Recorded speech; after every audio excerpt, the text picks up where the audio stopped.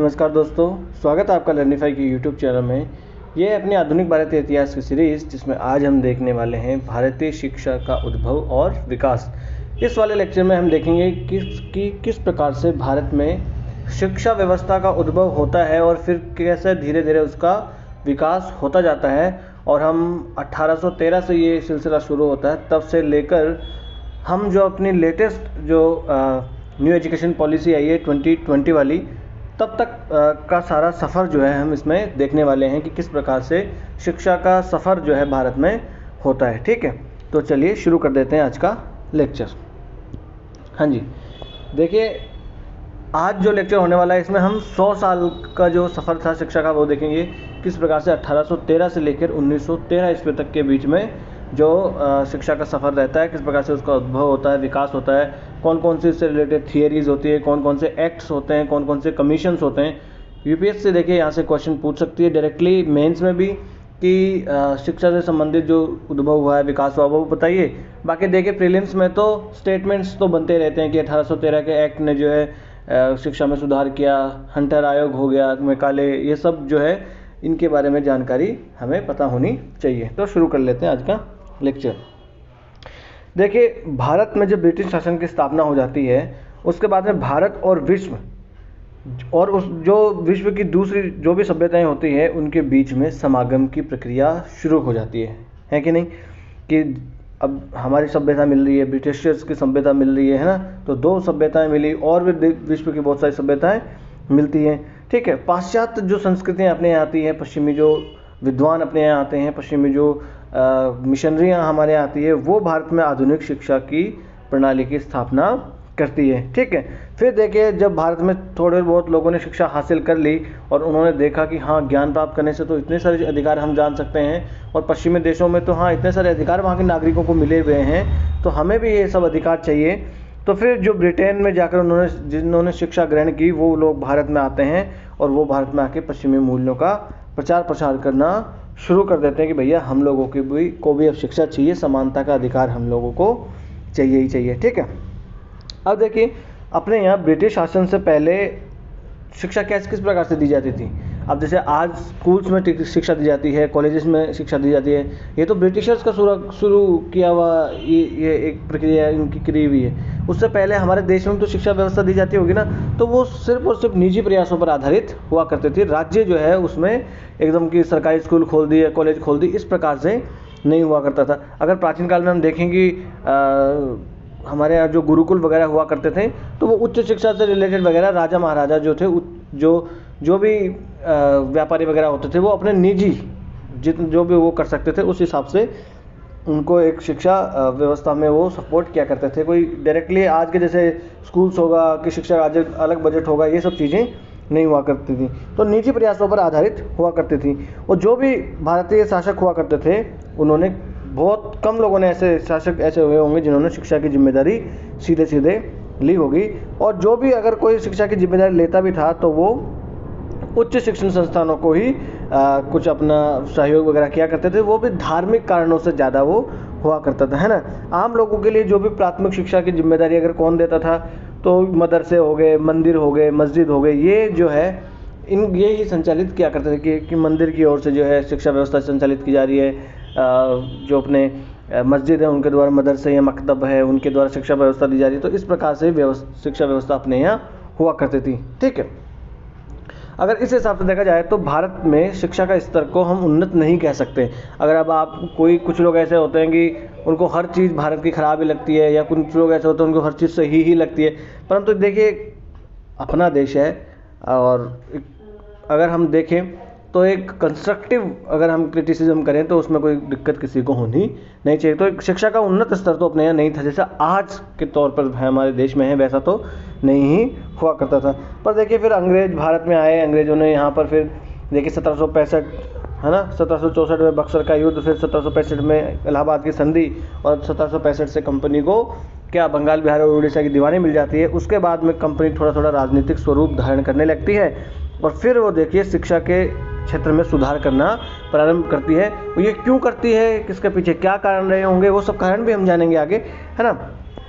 कि उनका उद्देश्य हम लोगों को शिक्षित करना था, कि उनका उद्देश्य क्या हुआ करता था, वो सब भी हम जानेंगे। तो उन लोगों ने फिर धीरे धीरे प्रयत्न करना भारत में शुरू किया, और भारत में जो भी प्रचलित शिक्षा व्यवस्था हुआ करती थी शुरू में उसी को सुधारने की कोशिश की जाती है। क्यों की जाती है?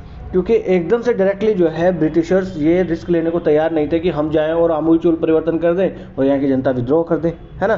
तभी तो मैंने आपको बताया था प्राच्यवाद और पाश्चात्यवाद के बीच में जो विवाद शुरुआत में चला था, वो क्यों चला था?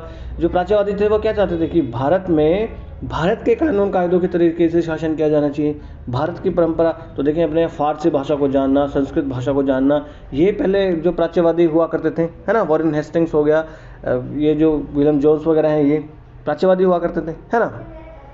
अब देखिए, भारत में शिक्षा व्यवस्था को सुधारने के प्रयास जो हैं वो कौन कौन से प्रयास हुए हैं और किस किस ने प्रयास किए हैं, वो ये थोड़े फैक्चुअल चीज़ें हैं, ये जान लेते हैं वन बाय वन। क्वेश्चन यहाँ से प्रीलिम्स में स्टेटमेंट्स जो है यहाँ से बन सकते हैं। ये देखिए, ये है विलियम जोन्स। तो सबसे पहले देखिए, अगर हम देखें तो वॉरेन हेस्टिंग्स ने कलकत्ता में एक मदरसे की स्थापना की थी 1781 ईस्वी में। देखिए, क्रोनोलॉजी में लगाने के लिए पूछा जा सकता है ना।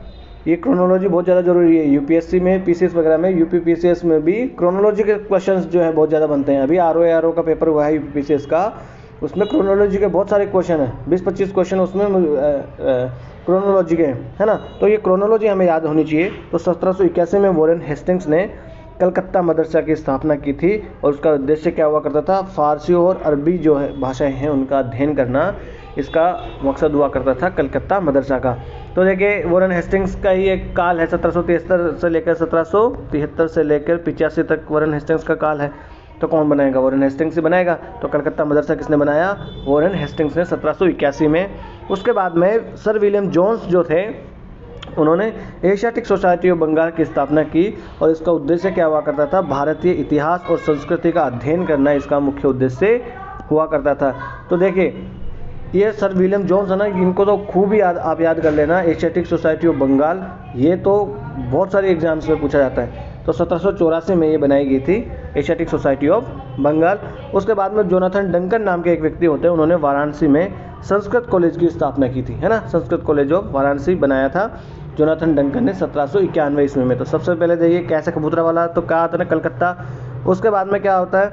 एशियाटिक सोसाइटी ऑफ बंगाल किसने बनाई? सर विलियम जोन्स ने, ठीक है। और उसके बाद में आ जाता है जोनाथन डंकन ने बना दिया संस्कृत कॉलेज ऑफ वाराणसी। तो वाराणसी का संस्कृत कॉलेज उसके बाद में ये 1781 में हो गया, ये 1784 में हो गया, और ये 91 में हो गया, ठीक है।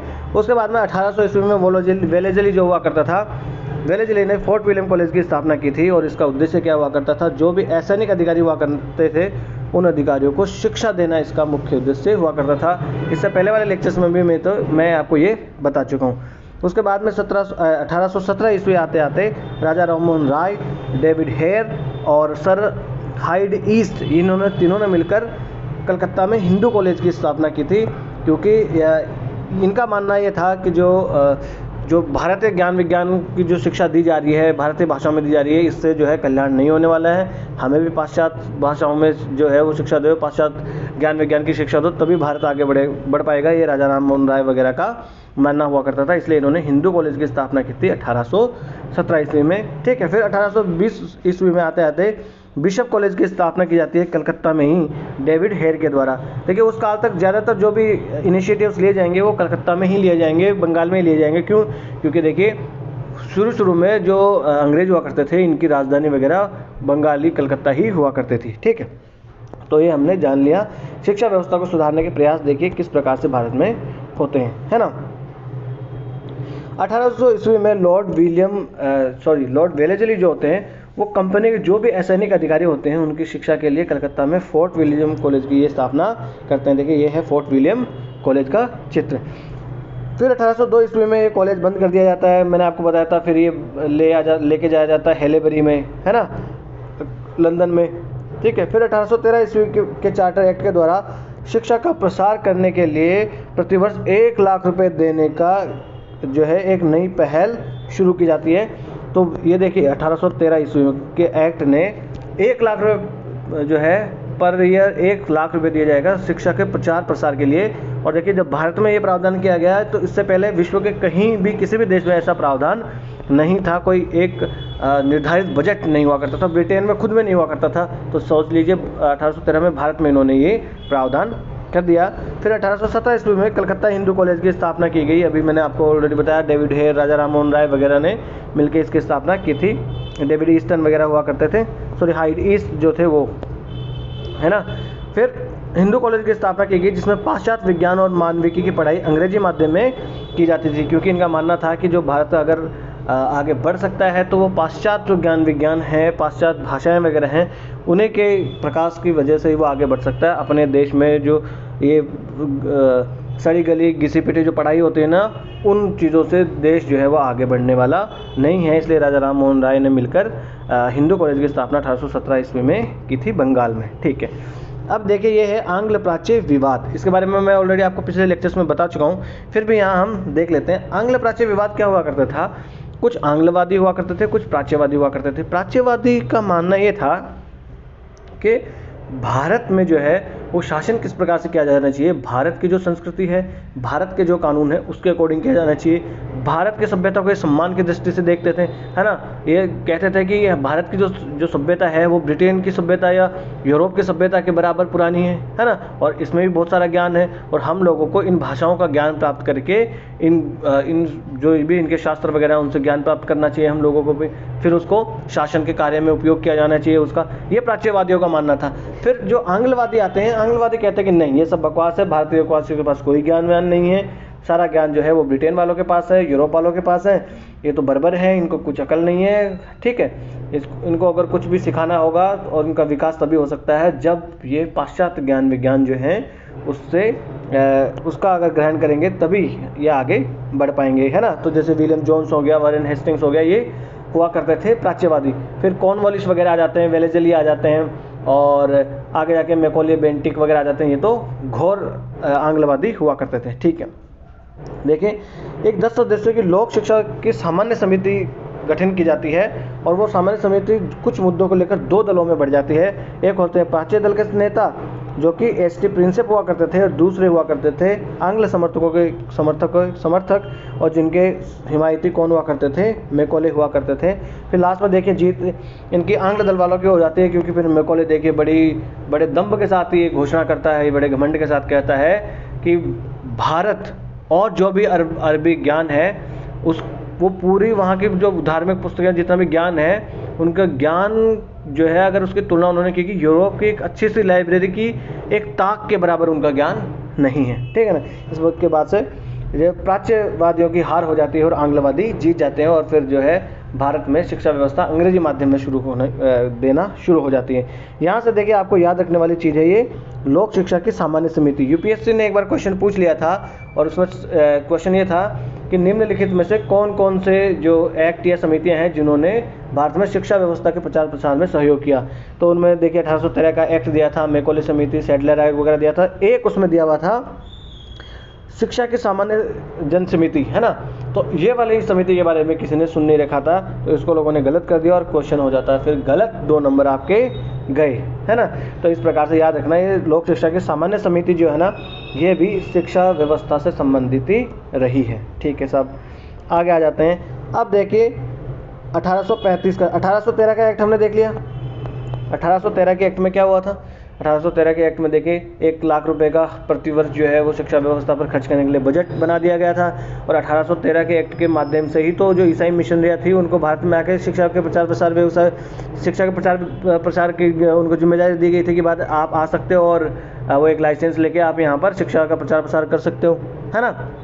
ये 1813 के एक्ट में हुआ था। और 1813 के एक्ट में क्या था कि जो साहित्य है उसकी शिक्षा दी जानी चाहिए, पर ये कंफर्म नहीं था कि कौन सा साहित्य है, वो भारत का साहित्य हो कि इंग्लैंड का साहित्य हो कि किस प्रकार का साहित्य हो, है ना। तो इस प्रकार से साहित्य वगैरह की शिक्षा देने की बात 1813 में हो जाती है। उसके बाद में देखिए लॉर्ड विलियम बेंटिक आते हैं 1828 ईस्वी में, भारत के गवर्नर जनरल, है ना।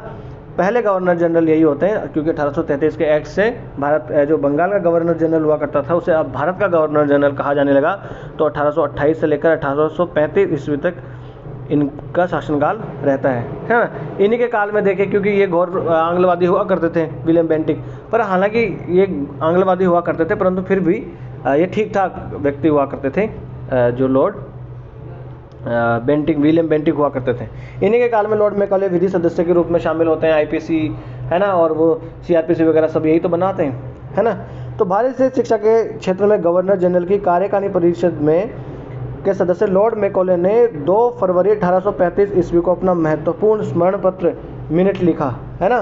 तो 1835 ईस्वी में जो सदस्य हुआ करते थे कार्यकारिणी परिषद के लॉर्ड मैकॉले, उन्होंने एक मिनट अपना लिखा, स्मरण पत्र लिखा, और मैकॉले ने ये जो प्रस्ताव लिखा था, इस प्रस्ताव में इसके उद्देश्य को प्रकट करते हुए कहा कि भारत में व्यक्तियों की एक ऐसी श्रेणी तैयार की जाए जो रंग और रूप से तो भारतीय हों, किंतु ज्ञान, प्रवृत्ति, नैतिकता की दृष्टि से वो अंग्रेज हो, है ना। यानी कि रंग रूप में तो ये काले ही होंगे, परंतु फिर अगर ये शिक्षा प्राप्त कर लेंगे, इंग्लिश शिक्षा प्राप्त करेंगे, तो इनका ज्ञान, इनकी प्रवृत्ति और इनकी नैतिकता और इनकी जो दृष्टि होगी वो अंग्रेजों जैसी होगी, है ना। अगर ऐसा होगा तो भारत में जो ब्रिटिश साम्राज्य है उसके स्थायित्व की गारंटी तो ये लोग ही बन जाएंगे, क्योंकि अब इनको वही चीज़ें अच्छी लगने लगेगी, उससे अपने आप को जोड़ के देखने लगेंगे, तो इनकी वफादारी भी किसके साथ हो जाएगी, अंग्रेजों के साथ हो जाएगी। इनके दिमाग में ये था, भारतवासियों को पढ़ा लिखा के आईएएस बनाना, कलेक्टर बनाना इनके दिमाग में नहीं था। इनका उद्देश्य इस प्रकार से हुआ करता था, जिस प्रकार से रेल का उद्देश्य क्या हुआ करता था, भाई सेना की जो है वो आवाजाही आसानी से हो सके, और साथ ही साथ जो है जो कच्चा माल था वो भीतरी भागों से ले जाया जा सके, और तैयार माल को भीतरी भागों में पहुंचाया जा सके, इस प्रकार का उद्देश्य उनका था। परंतु बाद में देखिए उन्हीं रेलों की वजह से भारत में विकास आता है, आवागमन की वजह से जो राष्ट्रवाद की भावना भारत में पैदा होती है, और इसी प्रकार से ये जो शिक्षा की व्यवस्था की बात कर रहे हैं, आगे चलकर यही शिक्षा प्राप्त व्यक्ति जो है वो इनको चुनौती देंगे और भारत में जो है और अधिकारों की मांग करना शुरू कर देंगे, ठीक है ना। दूसरे शब्दों में मैकॉले क्या चाहते थे कि ब्राउन रंग के अंग्रेज तैयार करना चाहता था बंदा वो, जो कंपनी के निम्न स्तरीय कर्मचारियों का कार्यभार संभाल सके, यानी कि ब्राउन अंग्रेज तैयार कर लें। अब अगर आप लेकर आओगे ब्रिटेन से अगर निचले स्तर के कर्मचारी भी, तो महंगे पड़ेंगे क्योंकि उनको ज़्यादा पैसा देना पड़ता है। भारतीयों को तो आप कम पैसों में भी काम करवा सकते हो, तो एक पैसे बचाना भी इनका उद्देश्य हुआ करता था, ठीक है। लॉर्ड विलियम जो बेंटिक हुआ करता था, उसने 7 मार्च 1835 ईस्वी को स्वीकार कर लिया, है ना, ये इसने जो प्रस्ताव दिया था। और इसका अर्थ ये हुआ कि भविष्य में पाश्चात्य शिक्षा के प्रचार और प्रसार के लिए सरकारी प्रयास किए जाएंगे और भविष्य में सभी धनराशियाँ जो है इसके लिए दी जाएंगी, है ना। 1835 में जो है इसका जो स्वीकार कर लिया जाता है, इसका प्रस्ताव मैकॉले का विलियम बेंटिक के द्वारा, और फिर इसका मतलब ये होगा कि अब आगे से पाश्चात्य शिक्षा व्यवस्था भारत में लागू हो जाएगी और उसके लिए बजट भी दिया जाएगा। और मैकॉले की पद्धति के अधीन अंग्रेजी सरकार ने भारत के उच्च वर्ग को अंग्रेजी माध्यम द्वारा शिक्षित करने का प्रयास किया। इसने उच्च वर्गों के लिए ये प्रयास किया, है ना। निम्न वर्गों की इसमें कोई जो है कोई इनकी ना इच्छा थी देने की, और ना ये चाहते थे कि निम्न वर्ग के लोगों को शिक्षा मिले। क्यों? एक तो इनका मानना यह था कि उच्च वर्ग के लोगों को इसलिए शिक्षा दी जानी चाहिए, एक तो उनमें उच्च वर्ग के लोगों में शिक्षा प्राप्त करने की थोड़ी झिझक भी है, थोड़ी लालसा है कि हमें शिक्षा जो है वो मिल जाए, साथ ही साथ उनके पास रिसोर्सेज भी है शिक्षा प्राप्त करने के लिए, और तीसरी बात ये है कि उनके पास समय भी है ना। गरीब लोगों के पास मजदूरी करने का समय नहीं है, तो वो कहाँ से शिक्षा प्राप्त करेंगे, है ना। इसलिए फिर जो देखिए इनके लिए बना दिया जाता है कि जो उच्च वर्ग के लोग हैं वही शिक्षा हासिल करें, और ये चाहते थे कि फिर जो हमने शिक्षा इनको देंगे अमीर लोगों को, वो शिक्षा देके क्या करेंगी, ये अमीर लोगों को हम शिक्षा दे देंगे, फिर ये जाके समाज में गरीब लोगों को शिक्षा देंगे। इस प्रकार से धीरे धीरे शिक्षा उच्च वर्ग से निम्न वर्ग की ओर जो है वो छन छन के चलती जाएगी, यह ऐसा इनका मानना हुआ करता था।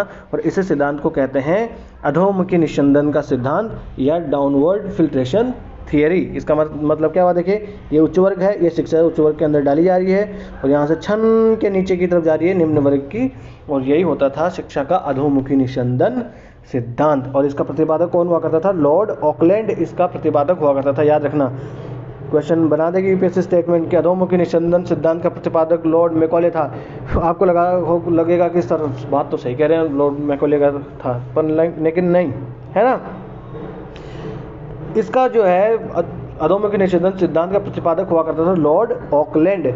परंतु देखिए जो इसकी व्यवस्था हुआ करती थी मैकॉले की, वो मैकॉले की व्यवस्था भी यही अधोमुखी निषेधन के सिद्धांत की हुआ करती थी, परंतु उसका प्रतिपादक जो है वो लॉर्ड ऑकलैंड को माना जाता है। और ये समझ गए ना आप अधोमुखी निषेधन का सिद्धांत, कि हम उच्च वर्ग को शिक्षा देंगे, फिर उच्च वर्ग से छन छन के शिक्षा जो है ना वो नीचे वर्ग तक पहुंचती जाएगी। और उच्च लेवल को ही क्यों देंगे वो मैंने ऑलरेडी आपको बता दिया है। फिर देखिए इनका और भी कारण हुआ करते थे कि उच्च लेवल को ही क्यों दिए जाएंगे।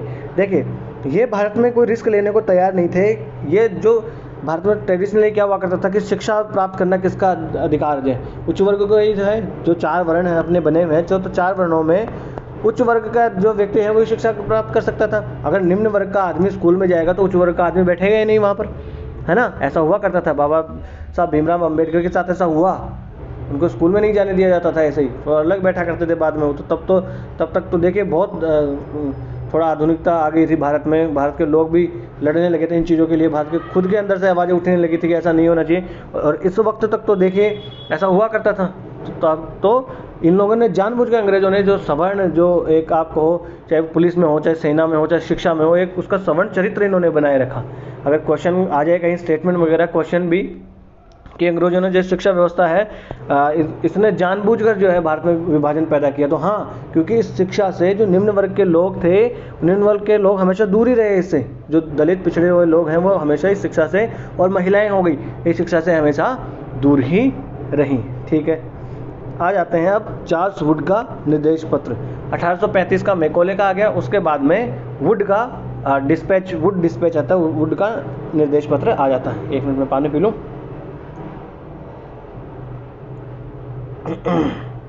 तो जुलाई 1854 में चार्ल्स वुड ने भारत सरकार के सामने एक नई शिक्षा नीति की योजना प्रस्तुत कर दी माफ कीजिएगा। और इसी योजना को क्या कहते हैं, वुड का निर्देश पत्र या वुड डिस्पैच से कहा जाता है। देखिए इस योजना के आधार पर हुआ क्या करता था कि अखिल भारतीय शिक्षा की एक नियामक पद्धति का गठन कर दिया गया इसके द्वारा, कि ऑल इंडिया लेवल पर, है ना, सिर्फ छोटे छोटे स्टेट्स में नहीं, पूरे भारत के स्तर पर एक अखिल भारतीय शिक्षा की एक नियामक पद्धति इसके द्वारा बना दी गई। और इसी योजना को मैग्ना कार्टा, भारतीय शिक्षा का मैग्ना कार्टा इसे कहा जाता है। तो ये आपको याद रखना है कि भारतीय शिक्षा का मैग्ना कार्टा किसे कहा जाता है। तो आप लोग कंफ्यूज होकर मैकॉले लगा देते हैं, क्योंकि मैकॉले ज़्यादा प्रसिद्ध है शिक्षा व्यवस्था के मामले में, पर नहीं, ये मैग्ना कार्टा कहा जाता है 1854 का चार्ल्स वुड का जो निर्देश पत्र हुआ करता था, या जो वुड डिस्पैच जिसे कहते हैं, उसको कहा जाता है। ये डेट्स भी आपको याद रखनी है ना, मतलब मंथ आपको याद रहे ना रहे, पर ईयर आपको याद रखना है 1854 का, क्योंकि क्रोनोलॉजी में पूछा जा सकता है। ठीक है ना, ठीक है सर। अब देखिए इस वुड, ये देखिए ये है यहाँ पर चार्ल्स वुड। तो चार्ल्स वुड जो निर्देश पत्र हुआ करता था, इसके प्रावधान क्या हुआ करते थे, मेन ऐसे तो बहुत हुआ करते थे, पर मेन देख लेते हैं। तो वुड साहब ने कहा कि देखिए जिस प्रकार से लंदन में एक यूनिवर्सिटी है, लंदन यूनिवर्सिटी, उसी प्रकार से भारत में भी, भारत में 3 प्रेसिडेंसियाँ हुआ करती थी, कलकत्ता, बम्बई और मद्रास। तो तीनों प्रेसिडेंसियों में एक एक जो है वो यूनिवर्सिटी बना दी जाए, ये कहना था किसका, चार्ल्स वुड का। ठीक है साहब। उन्होंने कहा कि भाई महिला शिक्षा जो है उसको भी समर्थन और बढ़ावा दिया जाए। ठीक है, यानी कि महिला शिक्षा को भी बढ़ावा देने के लिए उन्होंने बात कही। फिर सिर्फ महिला शिक्षा को ही नहीं, सिर्फ बच्चों को ही पढ़ाई मत दो, जो टीचर हैं उन टीचर को भी ट्रेनिंग दो। भाई जो टीचर खुद ट्रेनिंग नहीं लिया है, खुद को नहीं पढ़ाना आता, वो तो बच्चों को कैसे सिखाएगा वो।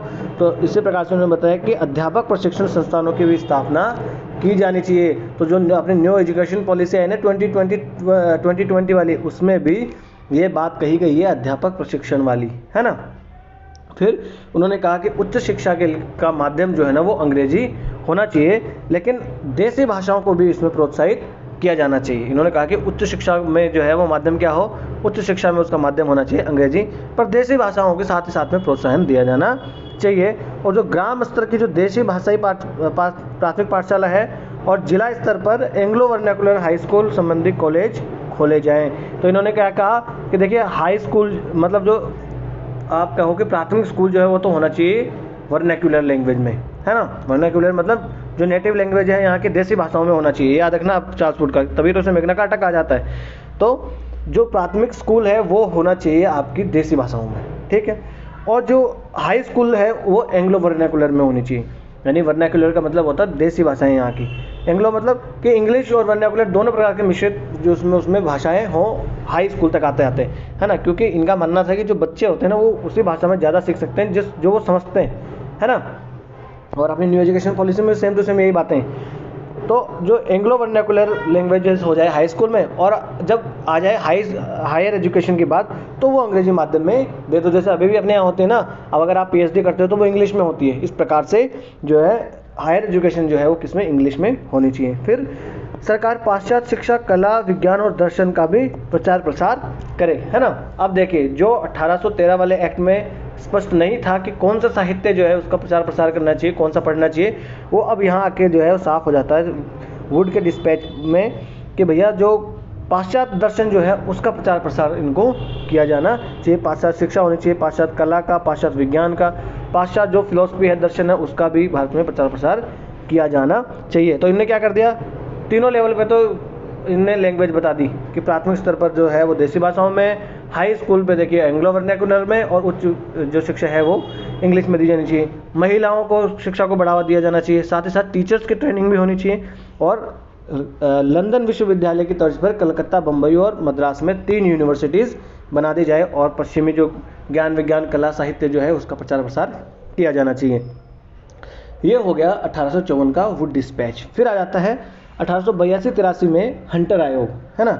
अब देखिए हंटर आयोग, इस काल में भारत के गवर्नर जनरल कौन हुआ करते हैं। अब तो वाइसराय कहा जाने लगा था 1857 की क्रांति के बाद में, तो कौन हुआ करते थे, याद करो, रिपन हुआ करते थे ना 1880 से 1884 तक। इससे पहले कौन हुआ करते थे, 1876 से लेकर 1880 तक लिटन हुआ करते थे। लिटन जो है वो थोड़े से कंजर्वेटिव तरीके के थे, और रिपन जो थे वो लिबरल तरीके के हुआ करते थे, ठीक है, ये देख लिया। अब आ जाते हैं हंटर आयोग में।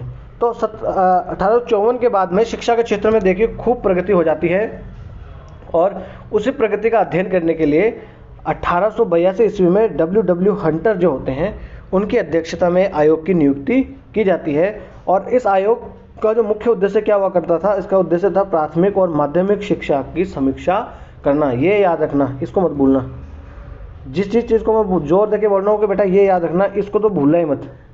इसका उद्देश्य क्या हुआ करता था, हंटर का प्राथमिक और माध्यमिक शिक्षा जो है उसकी समीक्षा करना हुआ करता था। विश्वविद्यालय स्तर के शिक्षा की समीक्षा करना इसका उद्देश्य नहीं हुआ करता था। अब आप कहोगे सर भूल जाएंगे तो याद कैसे रखोगे, याद ऐसे रखोगे, हंटर कम हमारे डंडे बजते थे। डंडे बड़े होने के बाद कॉलेज में बजाते हैं कि स्कूल में बजाते हैं, स्कूल में बजाते हैं। स्कूल कहाँ तक होती है, माध्यमिक स्तर तक की तो होती है। तो बेटा वही हंटर जहाँ जहाँ बजता है ना, तो हंटर आयोग वहीं की सिफारिश करेगा, ठीक है। हंटर आयोग की डेट 1882। इस काल में कौन गवर्नर जनरल, रिपन साहब। और किसके लिए शिक्षा की समीक्षा करनी थी, प्राथमिक और माध्यमिक शिक्षा की समीक्षा इसको करनी थी, ठीक है ना। इसके सदस्य हुआ करते थे 20, और उसमें से 7 भारतीय भी हुआ करते थे। वो सब लोगों के नाम आपको याद रखना जरूरी नहीं है, इतनी डीप में यूपीएससी नहीं जाएगी, ठीक है ना। आप तो ये पूछ सकते हो यूपीएससी की हंटर शिक्षा आयोग में एक भी भारतीय नहीं था, है ना, इसमें एक भी भारतीय का प्रतिनिधित्व नहीं था। तो नहीं भैया, एक भी नहीं, 7 उसमें हुआ करते थे, ठीक है ना, ठीक। और इसके हंटर हुआ करते थे sir William Wilson Hunter, W Hunter इसके हुआ करते थे, और इसके सचिव थे BL राइस साहब, ठीक है साहब। अब आ जाते हैं हंटर आयोग ने क्या क्या सुझाव दिए। तो हंटर आयोग किसके लिए हुआ करता था, हंटर आयोग हुआ करता था प्राथमिक और माध्यमिक शिक्षा के लिए, क्योंकि हंटर कहाँ बजता है, लठ कहाँ बजते हैं, वहीं पे, ठीक है। इसने देखिए प्राथमिक शिक्षा पर विशेष ध्यान देने के लिए कहा कि भाई इस पर प्राथमिक शिक्षा पर विशेष ध्यान दो, और साथ ही साथ जो है वो स्थानीय भाषा में प्राथमिक शिक्षा होनी चाहिए। यानी कि वुड ने जो कहा सेम टू सेम किसने कहा, हंटर ने कहा। और इसका नियंत्रण जिला और नगर बोर्ड के अधीन दे दिया जाए। जो प्राथमिक शिक्षा होती थी ना, उसका नियंत्रण किसको दे दे भाई, जिला और जो नगर बोर्ड हुआ करता था ना, उसको इसकी जिम्मेदारी दे दी जाए प्राथमिक शिक्षा की, और वो देशी भाषाओं में होनी चाहिए, ठीक है साहब। आयोग ने कहा कि भाई 2 रूपों में शिक्षा देनी चाहिए। एक तो विश्वविद्यालय स्तर पर की शिक्षा के लिए तो साहित्यिक शिक्षा और व्यावसायिक और व्यापारिक शिक्षा दी जाए, है ना। और जीवन के लिए शिक्षा के लिए व्यावहारिक शिक्षा दी जाए, है ना। यानी कि अगर विश्वविद्यालय स्तर पर कोई पढ़ रहा है तो उसके लिए साहित्यिक शिक्षा दो, व्यावसायिक शिक्षा दो, कोई व्यापारिक शिक्षा दो। और जीवन के लिए कोई शिक्षा देनी हो, और व्यापारिक जीवन के शिक्षा के लिए क्या होनी चाहिए, व्यावहारिक माफ कीजिएगा, हाँ जी। तो देखिए 2 स्तर पर इन्होंने बात कही कि अगर देखिए विश्वविद्यालय स्तर की अगर शिक्षा देनी है तो आपको देनी चाहिए साहित्यिक शिक्षा, है ना। जो भी साहित्य है, अंग्रेजी साहित्य हो, जो भी साहित्य हो, उसकी शिक्षा दे दो विश्व स्तर पर, विश्वविद्यालय स्तर पर अगर आपको देनी हो तो, यूनिवर्सिटी लेवल पर। और अगर मान लो उसको व्यावसायिक और व्यापारिक शिक्षा देनी हो तो उसे कुछ व्यवहारिक शिक्षा दी जाए। व्यवहारिक शिक्षा का मतलब वही हो गया वोकेशनल शिक्षा तरीके की शिक्षा दी जाए। जैसे आपने न्यू एजुकेशन पॉलिसी जो है उसमें तो ये है ना वोकेशनल ट्रेनिंग, तो वैसे शिक्षा दी जाए अगर व्यापारिक और व्यावसायिक शिक्षा देनी हो तो। और अगर यूनिवर्सिटी लेवल पे कोई शिक्षा लेने जा रहा है तो उसको आप दो साहित्यिक शिक्षा, लिटरेचर की शिक्षा उसे देना चाहिए। ठीक है। अब देखिए आयोग ने कहा कि सरकार को माध्यमिक और कॉलेज स्तर की शिक्षा से हटकर निजी क्षेत्रों को शिक्षा के क्षेत्र में बढ़ावा देना चाहिए। तो यूपीएससी स्टेटमेंट बना दे कि पहली बार ऐसा कौन सा आयोग था या कौन सा आयोग का ये सुझाव हुआ करता था कि निजी क्षेत्र को शिक्षा को बढ़ावा देना चाहिए, तो ये था हंटर आयोग का, है ना। हंटर साहब क्या कहेंगे भाई, देखिए गवर्नमेंट सेक्टर के बजाय निजी क्षेत्रों को इसमें बढ़ावा देने पर जोर देना चाहिए। जो गवर्नमेंट सेक्टर है उसको थोड़ा पीछे हटना चाहिए, निजी क्षेत्र जो है वो सेक्टर आना चाहिए इसमें एजुकेशन सेक्टर में। ठीक है।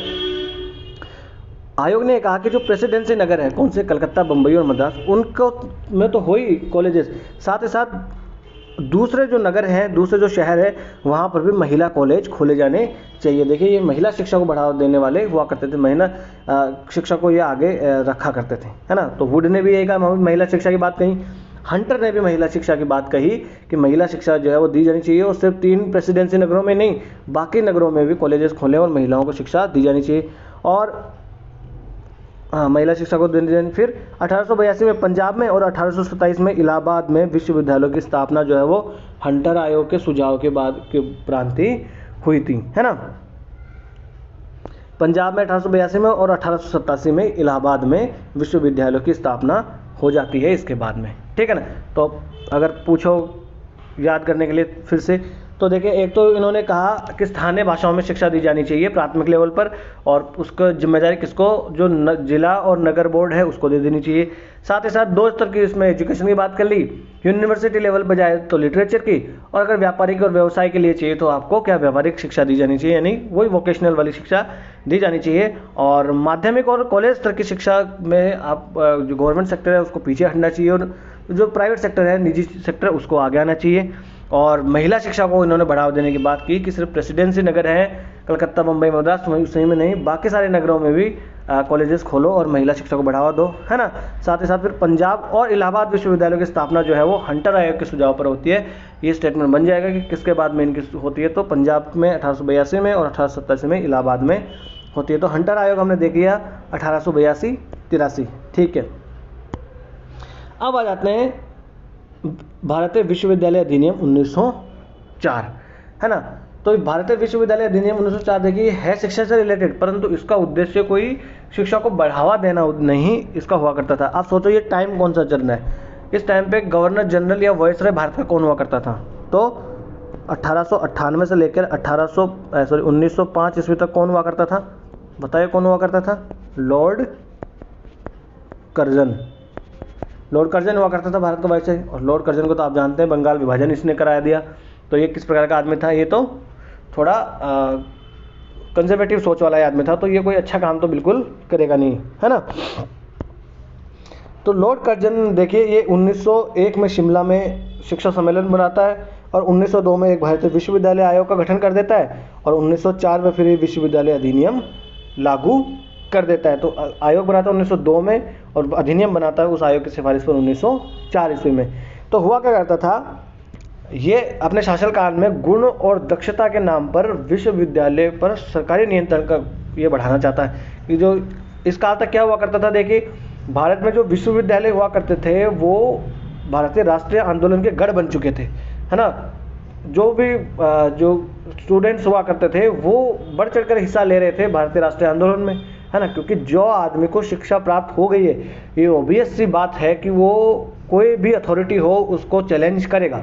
जैसे आज भी अपने यूनिवर्सिटीज़ में होता है, चाहे वो JNU हो, चाहे वो DU हो, चाहे और भी यूनिवर्सिटीज़ हो, बाकी यूनिवर्सिटीज़ में होता है, ये दिल्ली में है इसलिए यहाँ ज़्यादा हाईलाइट हो जाता है। तो ये है जो जो शिक्षा के केंद्र होंगे, जब जब लोगों को शिक्षा मिलेगी तो वो अथॉरिटी को हमेशा चैलेंज करेंगे। आपके साथ ही आप देख लीजिए, जब जब आपको शिक्षा मिली है तो अब आप अथॉरिटी को चैलेंज करने लगेंगे। कोई आज पुलिस वाला आपको कल आपको कुछ ऐसी ऐसी बात आके कह दे तो आप उसके बाद नहीं, आप उससे चैलेंज करोगे नहीं, आपको अधिकारी नहीं है, आप हमारी गाड़ी की चाबी कैसे निकाल सकते हैं, आप ऐसे कैसे कर सकते हैं, है ना। तो अथॉरिटी को चैलेंज करना का अर्थ यहाँ है जैसे जैसे अब आपको शिक्षा मिल रही है आप अथॉरिटी को चैलेंज तो करोगे। तो ये यूनिवर्सिटी जो है अथॉरिटी को इनको चैलेंज करने लगी थी, राष्ट्रवादी आंदोलन के गढ़ इनमें बनने लगे थे। तो ये कर्जन ये चाह रहा था कि भाई इनके ऊपर थोड़ा नियंत्रण मेरा सख्त हो जाए, है ना। तो इसने भारत के उच्चतम शिक्षा और शिक्षण अधिकारियों पर एक सम्मेलन बुलाया 1901 में शिमला में, और जिसका परिणाम क्या हुआ कि सर टॉमस रेले की अध्यक्षता में एक आयोग बना दिया गया। तो ये भी याद रखना है किसकी अध्यक्षता में, तो सर टॉमस रेले की अध्यक्षता में 1901 में वो सम्मेलन बुलाया जाता है, 1902 में जो है आयोग बना दिया जाता है टॉमस रेले की अध्यक्षता में, ठीक है।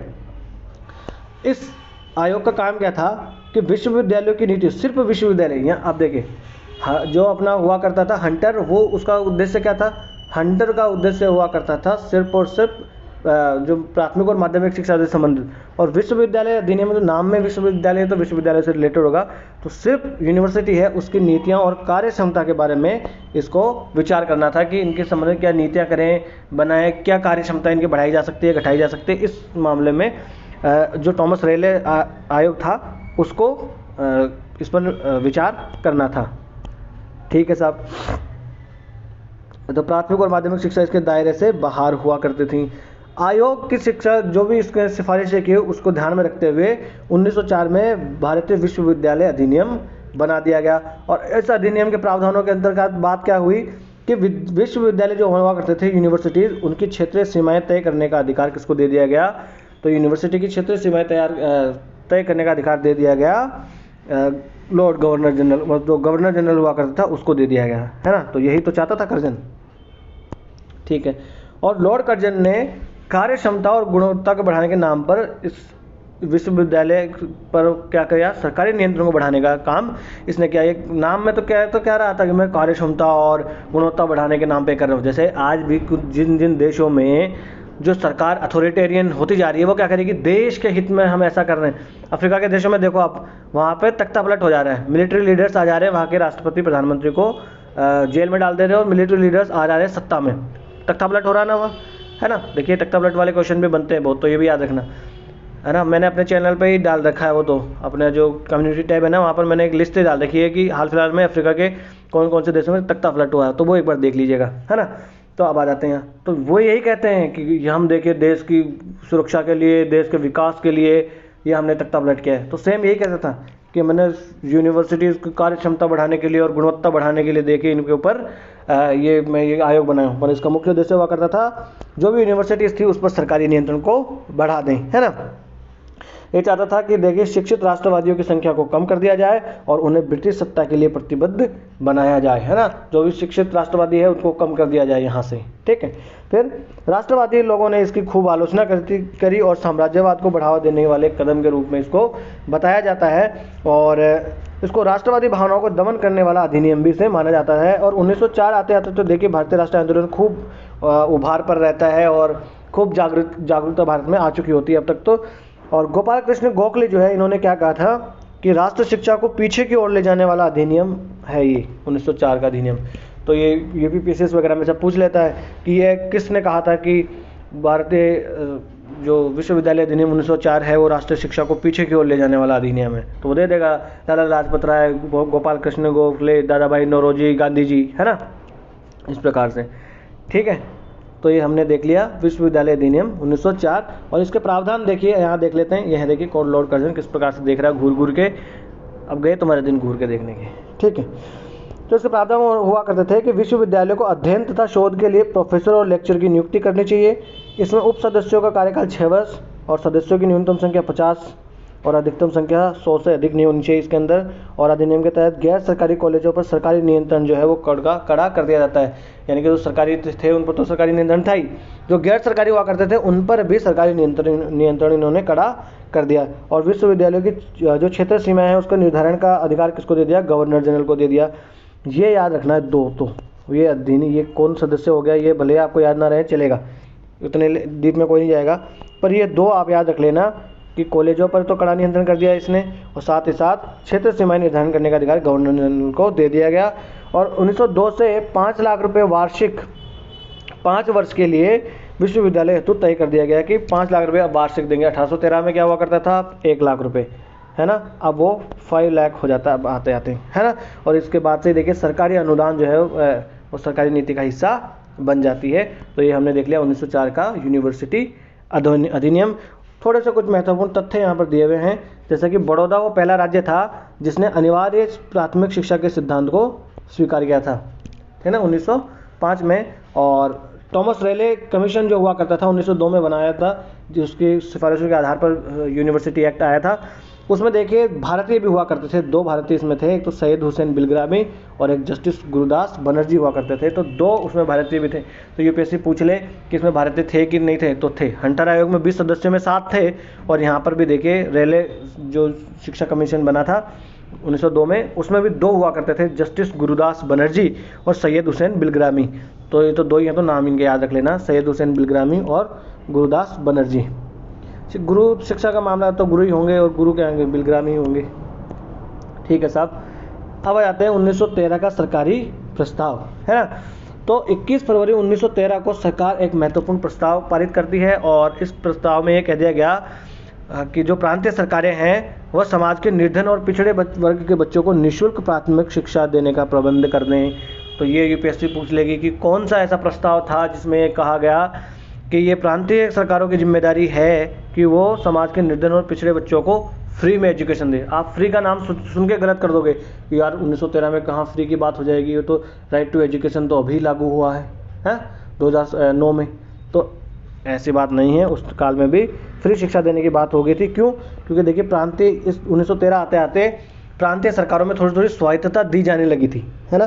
तो ये चाहते थे कि अब ये ठीकरा फोड़ दें हम, तो भारतीय जो स्वायत्तता वाली जो सरकारें हैं ना, इनके ऊपर ठीकरा फोड़ देना अब इनकी जिम्मेदारी है। समझ रहे हैं आप बात? ताकि कल को कुछ हो तो हम कह दे देखो तुम्हारी प्रांतीय सरकारें भारत के लोग शासन कर रहे हैं तो शिक्षा के लिए कुछ कर ही नहीं रहे, है ना। ठीक है। और इसमें यह भी कहा गया कि माध्यमिक पाठशालाओं का भी विकास किया जाए और प्रत्येक प्रांत में एक विश्वविद्यालय की स्थापना भी करी जाए। यानी जो भी प्रांत है उसमें कम से कम एक यूनिवर्सिटी तो हो ही हो, साथ ही साथ जो पिछड़े वर्ग के बच्चे हैं उनको प्राथमिक शिक्षा दे और माध्यमिक पाठशालाएं हैं उनका भी विकास इसमें किया जाए। ये 1913 का सरकारी प्रस्ताव इसमें कह दिया। अब देखिए 1913 में एक घटना और घटी थी। क्या घटना घटी थी ये तो बाद में, हालांकि इसके बारे में और पढ़ेंगे हम जब जो भी ये आंदोलन वगैरह पढ़ रहे होंगे तब, पर अभी भी देख लेते हैं। 1913 में ही एक घटना और घटी थी, गदर पार्टी का नाम आपने सुना होगा। तो आज 1913 ईस्वी में ही गदर पार्टी का गठन हो गया था। कहाँ पर? संयुक्त राज्य अमेरिका के सैन फ्रांसिस्को में। तो युगांतर आश्रम हुआ करता था, उस युगांतर आश्रम में इसकी स्थापना कर दी गई थी, गदर पार्टी की थी। इसकी स्थापना की किसने थी, कौन इससे जुड़े हुए हैं? तो सोहन सिंह भाकना और लाला हरदयाल जो थे उन्होंने इसकी स्थापना कर दी थी। सोहन सिंह भाकना, लाला हरदयाल, है ना, भाई प्रेमानंद वगैरह, है ना, ये सब बहुत सारे लोग इससे जुड़े हुए होते हैं। और इसकी स्थापना देखिए गदर नाम का एक ये पत्रिका भी निकाला करती थी 1913 से ही, है ना। और 1948 में फिर ये औपचारिक रूप से भंग कर दी जाती है गदर पार्टी। और इस गदर पार्टी का पुराना नाम हुआ करता था पैसिफिक कोस्ट हिंदुस्तान एसोसिएशन, है ना, क्योंकि सैन फ्रांसिस्को पैसिफिक कोस्ट पे ही पड़ता है। तो पैसिफिक कोस्ट हिंदुस्तान एसोसिएशन इसका नाम हुआ करता था। और जो यूएसए में जो प्रवासी भारतीय हुआ करते थे ना, उनके द्वारा इसका गठन किया गया था। उद्देश्य क्या था इसका? ब्रिटिश शासन को समाप्त करना इसका उद्देश्य हुआ करता था। एक राजनीतिक आंदोलन हुआ करता था, गदर पार्टी। तो सोहन सिंह भाकना, लाला हरदयाल ने इसकी स्थापना कर दी। कहाँ? सैन फ्रांसिस्को में। यूपीएससी ऑलरेडी इस पे क्वेश्चन पूछ चुकी है ना। ठीक है, तो देखिए आज हमने क्या क्या जान लिया। आज के लेक्चर में हमने जान लिया है 1813 ईस्वी के चार्टर एक्ट से लेकर, फिर देखिए सामान्य जन शिक्षा समिति हुआ करती थी, फिर लॉर्ड मैकाले 1835 में, फिर वुड डिस्पैच, ठीक है। उसके बाद में हंटर कमीशन आ जाता है। हंटर कमीशन के बाद में यूनिवर्सिटी एक्ट आ जाता है 1904 ईस्वी का। और उसके बाद में 1913 का सरकारी प्रस्ताव आ जाता है, जिसमें कहा जाता है कि भाई जो प्राथमिक शिक्षा देने का जिम्मे वो ठीकरा किसके ऊपर फोड़ दिया था उन्होंने, कि प्रांतीय जो सरकारें हैं वो प्राथमिक शिक्षा दे, वो भी निःशुल्क, जो पिछड़े हुए बच्चे हैं, पिछड़े हुए जो लोग हैं उनको। ठीक है साहब। तो ये 100 सालों का हमने अध्ययन इसमें कर लिया है। बाकी का अध्ययन जो है शिक्षा से संबंधित वो कल के लेक्चर में हम देख लेंगे। अगर आज मैं सारे ले आता, इसके आगे और आएंगे वो तो आप कंफ्यूज हो जाते हैं, उसमें कुछ आपको याद नहीं रह पाता। तो आज ये पढ़ना, एक बार रिवाइज करना, ठीक है। फिर कल हम देखेंगे अगला जिसके आगे की कौन कौन सी शिक्षा से संबंधित समितियाँ बनी, क्वेश्चन देखिए कहीं से भी बन सकता है। फिर जो अपनी न्यू जो एजुकेशन पॉलिसी है उसके बारे में भी हम थोड़ा सा डिस्कस करेंगे कि एग्जाम की दृष्टि से अगर जहाँ भी पूछा जाए तो हम मेंस में भी उसमें आंसर दे लें और प्रीलिम्स में भी क्वेश्चन निकाल लें, ठीक है ना। तो आज का लेक्चर हम यहीं समाप्त कर देते हैं, और इस लेक्चर की अगर आपको PDF चाहिए तो आप जाइए लर्निफाई अनलॉकिंग नॉलेज के नाम से टेलीग्राम पे अपना चैनल है, यहाँ से आप स्कैन कर सकते हैं और डिस्क्रिप्शन बॉक्स में लिंक भी दिया हुआ है। वीडियो अगर आपको अच्छा लगा हो तो लाइक कर दीजिए और चैनल को सब्सक्राइब कर लीजिए। और भी आपको कोई भाई बंधु दोस्त सखा मित्र जो है UPSC की तैयारी, PCS की तैयारी या कुछ नहीं कर रहा हो, निठल्ला बैठा हो, तो आप जो है चैनल से रिकमेंड कर सकते हैं। और अगर आपको कोई सलाह लेनी हो या कोई सलाह देनी हो तो आप हमें कमेंट्स बॉक्स में लिख सकते हैं, और बड़े ही लोकतांत्रिक ढंग से हम अपने इस छोटे से परिवार को आगे बढ़ाएंगे। नमस्ते, धन्यवाद।